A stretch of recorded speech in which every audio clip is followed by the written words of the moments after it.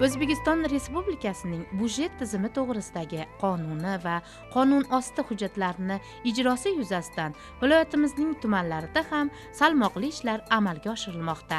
Marhamat tuman hokimligi va tuman moliya bo'limi tomonidan ishlab chiqilgan dasturlar doirasida 2016-yilda bir qator sohalarda ijobiy natijalarga erishildi. Bolalar va o'smirlar sport maktabi Marhamat tumani Qorabog'ish qishloq fuqarolar yig'ini Alitepa mahalla fuqarolar yig'inida joylashgan. Maktab bitta asosiy va ikkita filialdan iborat. Muassasaning asosiy binosi 2014-yilda qurilib, foydalanishga topshirilgan. Hozirda o'smir yoshlar 15 turdagi sport yo'nalishlarida muntazam ishtirok etib, nufuzli natijalarni qo'lga kiritmoqdalar. O'quvchi yoshlar uchun yaratib berilayotgan qulay shart-sharoitlarni 6-umumta'lim maktabi misolida ham ko'rish mumkin. Maktab binosini to'liq quvvatda isitish uchun 2016-yilda tuman moliyalashtirish bo'limi tomonidan mablag'lar ajratilib, amalda bajarildi. 2016-yilda bizga 72 milliard 156 million pul ajratilib, hozirgi kunda shu mablag'larni maqsadli yo'naltirildi. 2017-yil xalq va muloqot inson manfaatlari deb e'lon qilinganligi uchun tuman moliya bo'limimizdan xalq qabulxonasi tashkil etdik.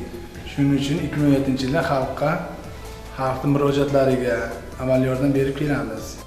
Marhamat tuman xalq ta'limi muassasalari faoliyatini metodik ta'minlash va tashkil etish bo'limiga qarashli 19 ta maktabgacha ta'lim muassasalari, 42 ta umumta'lim maktablari va 2 ta maktabdan tashqari muassasalarda ko'zda tutilgan ta'mirlash ishlari bajarildi.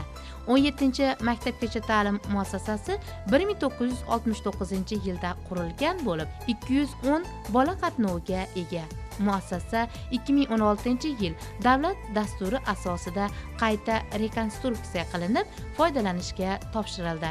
Muassasada hozirda 8 ta guruhda 174 nafar tarbiyalanuvchilar zamon talablari asosida tarbiyalanmoqdalar. Tuman moliya bo'limi yil davomida mahalliy budjetdan shakllangan qo'shimcha daromadlar evaziga davlat dasturi hamda ijtimoiy ahamiyatga ega bo'lgan xarajatlarni mablag' bilan ta'minlash masalalarida ibratli natijalarni qo'lga kiritmoqda. Jumladan, ichki yo'llarni ta'mirlash uchun mablag'lar ajratilib, tuman markaziga eltuvchi 25 ta ichki ko'chalar to'la ta'mirlandi. 2016-yilda ichki yo'llarimizga 460 million pul ajratilib, shu 2016-yil 4 ta ichki yo'llarimiz ta'mirdan chiqdi. Maktab ta'lim muassasalarida 17-maktabgacha ta'lim muassasamiz kapital remontdan chiqdi. 2017-yil topshirildi. Qozonxonalarga ajratildi 760 million. Sog'liqni saqlash tizimida ishlab chiqilayotgan qator dasturlar doirasida viloyatimizning barcha tumanlarida sezilarli natijalar qo'lga kiritilmoqda. Bu borada Izboskan tuman tibbiyot birlashmasida ham amalga oshirilayotgan ishlar e'tiborga loyiq. Tibbiyot birlashmasi tasarrufidagi shifoxona 550 davolash o'rniga ega bo'lib, 990 qatnovli ko'p tarmoqli markaziy poliklinika, 30 ta qishloq vrachlik punktlari, 207.752 aholiga xizmat ko'rsatadi. Hozirgi qish qirovli kunlarda ham tibbiyot xodimlari kun-u tun sergaklik bilan ish yuritmoqdalar. Bu poliklinikamiz mana yaqinda rekonstruksiyadan chiqib yangi binoga ko'chib o'tdik. Buni bir kunlik qatnov 350 nafar fuqaroga mo'ljallangan. Hozirgi kunda biz 400 dan ortiq odamga xizmat qilyapmiz.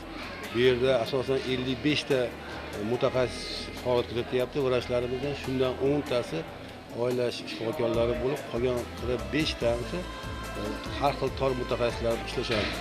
Maqsadlarimizdan bittasi shu aholini sifatli, tez hamda shu aholiga namunali xizmat ko'rsatish bo'lib, hozirda aholimiz ancha bizni xizmatlarimizdan mamnun.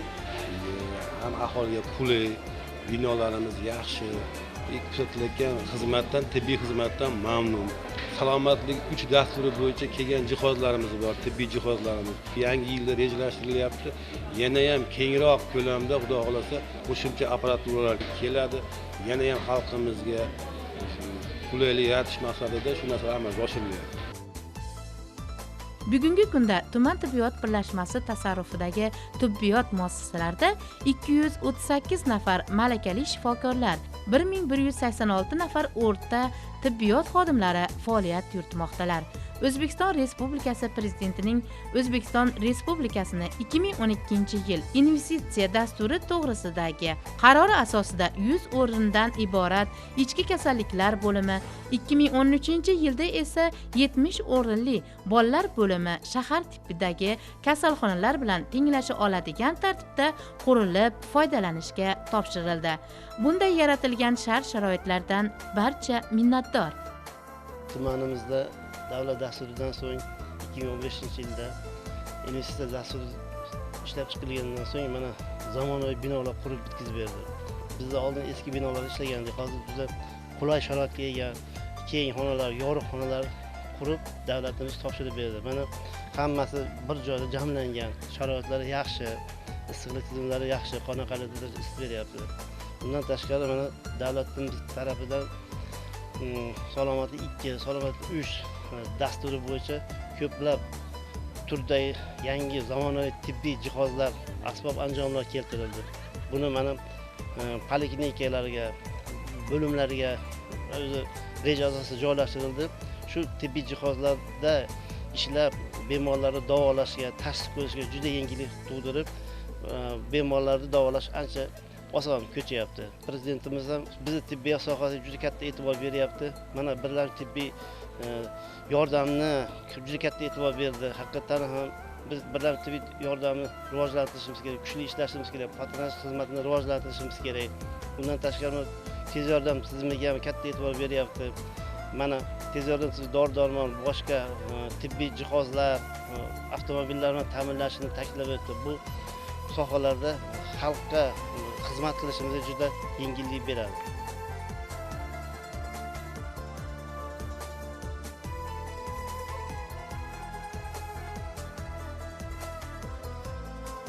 Optimizatsiya natijasida muassasalar yagona hududga joylashtirildi.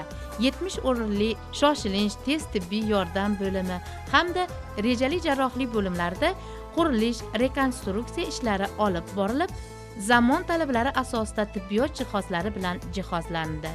Unda o'z kasbining fidoyilari bo'lgan Otabek Tillaboyev, Hasanboy Saydullayev, Bahodir Jo'rayev, Muhtaramxon Xolimirzaeva, Ochilbek Jo'rayev, Ra'noxon Abdurahmonova kabi shifokorlar ko'plarga ibrat bo'lib mehnat qilmoqdalar. Tuman tibbiyot birlashmasiga qarashli tug'ruq kompleksi 80 o'ringa mo'ljallangan bo'lib, salomatlik 2, salomatlik 3 davlat dasturi doirasida keltirilgan tibbiy uskunalar bilan to'liq jihozlangan. Tumanda 61832 nafar tug'ish yoshidagi ayollar bo'lib, ularni bexatar onaliklarni ta'minlash uchun barcha chora-tadbirlar ishlab chiqilgan.